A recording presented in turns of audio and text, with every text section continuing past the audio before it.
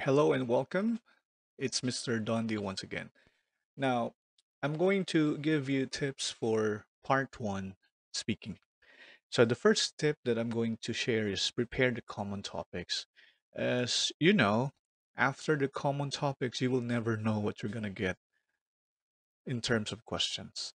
So, I would like to guarantee that you will be asked at least one of the five topics, like your home, hometown, neighborhood, studies, and if you're working, about your job. So, to feel more confident and to do your best in IELTS speaking test, try and learn some useful vocabulary and also phrases for these common topics before you do your test, okay? So, let's talk about home.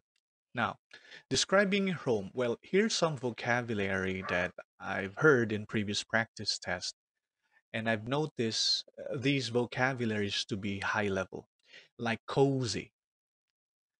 I live in a cozy apartment. So, cozy is when your apartment or your house is typically small and nice and warm. So, a cozy apartment. You could say that it is also neat and tidy, in which is an idiom that means that it's clean and well organized.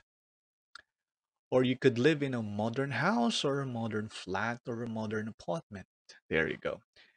Or you could be in a spacious house, which means that it's large and with lots of area to move around in. And you can also say that it's light, which means that there's a lot of natural light and comes in during the day. So it's like, wow, it's a brilliant house. Okay. Now, you can also say a typical Indonesian apartment or house. And the good thing about this one is if you can discuss or elaborate a typical Indonesian apartment or house, that would be best. Okay. Now, another phrase that you can use is cramped, which means that it's not a lot of space and there's lots of things in a very small amount of space. So you feel cramped. Okay.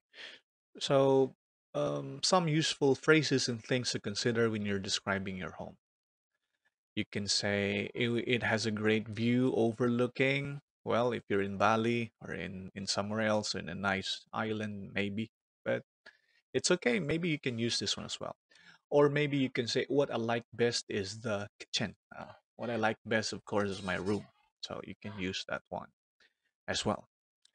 And then you can also say, one thing I don't like is, all right, is that it's the kind of, it is on the kind of outskirts. So it's hard to get to the city center. So something like that.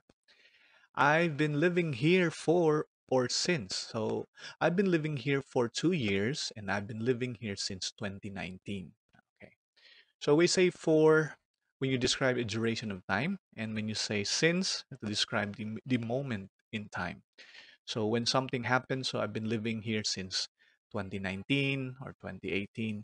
So examiners are actually listening out for complex grammar like I've been living here since because it shows a present perfect continuous and that is considered to be a high level vocabulary or phrases, so that will also enhance your score. Okay, I've been living here since I was born, so you can say that one. Okay, now let's talk about your hometown. Your hometown is typically the town or city where you were born. That's basically the thing. Then we can describe it as being, yeah, dynamic. So maybe you live in a dynamic city like Jakarta, where everything is changing and there's lots of movement. And you could say that it's bustling, which means it's very busy, lots of people moving very quickly in the city, like Singapore. You can also say vibrant, which means that there's lots of energy and it feels very alive in your city. You could say lively, a very lively city I live in. Touristy. So maybe you could also use this one like Bali. There's lots of tourists come to visit regularly. Or you can say densely populated city, or you could say a densely populated neighborhood. Densely populated is the same as cramped. It's when there's lots of people in a small space. So you could say it's densely populated, or you could say peaceful. So when it's very calm, it's a very peaceful city, picturesque as well. So we could use this if we were describing an area that we live that's very beautiful. For example, I live in a picturesque town in the mountains. Wow. Next, phrases, you can say one thing I like. One thing I like about my hometown is that it is famous for, yeah, you can also say that. My city is famous for. So basically, these are the good phrases to use. Okay. I've been living here for and since. You can also use that. One thing I would love to change is this one. You need to prepare for this. It's impromptu. It's on the spot question. So you have to think about one thing you would typically, or you would change in your hometown. So that's one. Before you take the test, imagine, try to figure out something that you would like to talk about, particularly how you would like to alter your hometown or your neighborhood. Okay, let's talk about neighborhood. You can say quiet neighborhood means it's old fashioned. You can also quaint. You can also use old fashioned rather. Residential neighborhood. So it's the area lots of people lived and there's not so many shops around. Or you could say a noisy neighborhood or a busy neighborhood. I live in a neighborhood close to the city center, so close to, so something like that, or close to lots of amenities. Well, amenities like shopping center, transport links, restaurants, and many more. So those are amenities. You could say that your neighborhood is conveniently located. You can also say that one. All right. So phrases like it's full of shops and restaurants. It suits me because say something that suits you, right? You're saying you like it, and you could say like my neighborhood suits me because it's it's relaxing and tranquil, and I really like living in that kind of neighborhood. We could say I wish it were. I wish it had. So if you live in a tranquil neighborhood, maybe you wish it had a little bit more of a nightlife, or I wish it had more shops or things to do, so things like that. So maybe you can also say something negative, like one thing that gets on my nerve is that, or this one, it something that annoys you. For example, one thing that gets on my nerve is that sometimes our neighbors sing karaoke late into the night, so something like that. That's one thing that gets on my nerve. So think about what's one thing that gets on your nerve about your neighborhood as well. Okay, or maybe about your hometown or maybe your home. Now, if you're a student, you'll be asked about this, of course. So you might be asked about your studies. You could be asked about your classes, your teacher, okay, your peers, which are other students, of course, that you study with, and maybe you will be asked about your university or college or high school. So think about how would you describe all of these things, okay? And then look for some vocabulary that you can use when you're describing these things. So if we're describing our studies, we could say that, well, my classes are very enlightening, which means that you find them very interesting and you're learning a lot.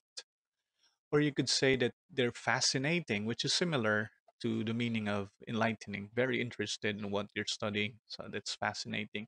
You could say dynamic classes as well, which means that there's constantly changing and there's lots of variety of activities that you do. You could say that they are motivational, or your teacher is motivational because they push you and really bring out the best in you. Or an enthusiastic teacher, someone that's very exciting, really enjoys teaching and motivating students, enthusiastic. Or you could say demanding, you have a demanding class, so a class that requires you to do a lot of homework, a lot of things, a lot of stuff, spend a lot of time revising, so on and so forth. Maybe your teacher is supportive, so yeah, really help you to do your best, and maybe they stay longer even after class finishes or after the class finishes to help you, so that's supportive. And this is quite negative, but this is good. Monotonous. It's very repetitive and it's unchanging. So you could say, well, my classes are rather monotonous. They're just lectures and they're quite similar, like always repetition. So yeah, that's a good one. Now let's talk about your job if you're working. Now you have to describe your manager, your place of work, your colleague, and also your industry. So here's some phrases and vocabulary that you can use. Your job might be rewarding. You can say so. A sense of fulfillment from your job. You can say fulfilling. Yes, and a job of a teacher is very fulfilling because you get to see your students progress. You might have a creative job like a designer or an editor or an artist or a well-paid job. Oh, hopefully you will have a well-paid job in the future as well. Or maybe you can also say monotonous. Not so good actually. So your job is monotonous. It means it's very, very singular. It's always the same.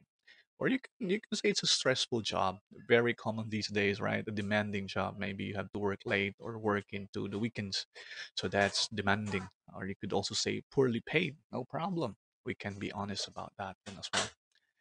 So the challenge for today is this. I want you to describe, to think of a good description about your home, your hometown, your neighborhood, your studies, or maybe your job if you're working.